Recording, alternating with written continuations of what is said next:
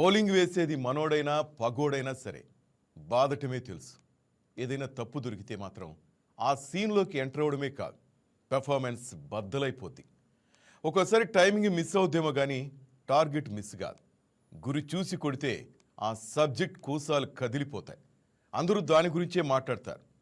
కృష్ణార్జునులాగా ఈ కూటమి ప్రభుత్వంలో చంద్రబాబు, పవన్ కళ్యాణ్ మాత్రం ఎవరికీ అర్థం కాని రీతిలో చెడుగుడు ఆడేసుకుంటున్నారు. పవన్ కళ్యాణ్ ఫైర్ అవుతాడు. ఎందుకు ఫైర్ అయ్యాడో తెలుసుకున్న చంద్రబాబు డైరెక్ట్ యాక్షన్ తీసేసుకుంటారు. ఇద్దరికీ సబ్జెక్టే ముఖ్యం. ఆ సబ్జెక్ట్ వెనక ఎవడున్నాడనేది వారికి అనవసరం. ఒకసారి రేషన్ మాఫియా ఇష్యూ వచ్చింది. సీజ్ ద షిప్ అన్నాడు పవన్. ఆ తర్వాత దానిపై కమిటీ వేసి మరి కసరత్తు చేయించారు చంద్రబాబు. కొందరు నేరస్తులను అరెస్ట్ చేసేటప్పుడు క్యాష్తో పనేంటని మరోసారి నిలదీశాడు. వాళ్లను అరెస్ట్ చేయించేశారు చంద్రబాబు. పవన్ అన్నాడంటే చంద్రబాబు రియాక్ట్ అవుతారు. అందుకే ఆ సబ్జెక్ట్ ఏదైనా వెనుకున్న వాళ్ళు కలుగులోంచి వచ్చినట్లు బయటకు వచ్చేస్తారు. ఇప్పుడు పవన్ కళ్యాణ్ ఫోకస్ పేకాట మీద, దాన్ని నడిపిస్తున్న కొందరు నేతలు, అధికారుల మీద పడింది. అందుకే భీమవరం డీఎస్పీ జయసూర్య మీద ఫైర్ అయ్యారు. అతని సంగతి ఏంటో తేల్చమని ఎస్పీకి అప్పచెప్పారు.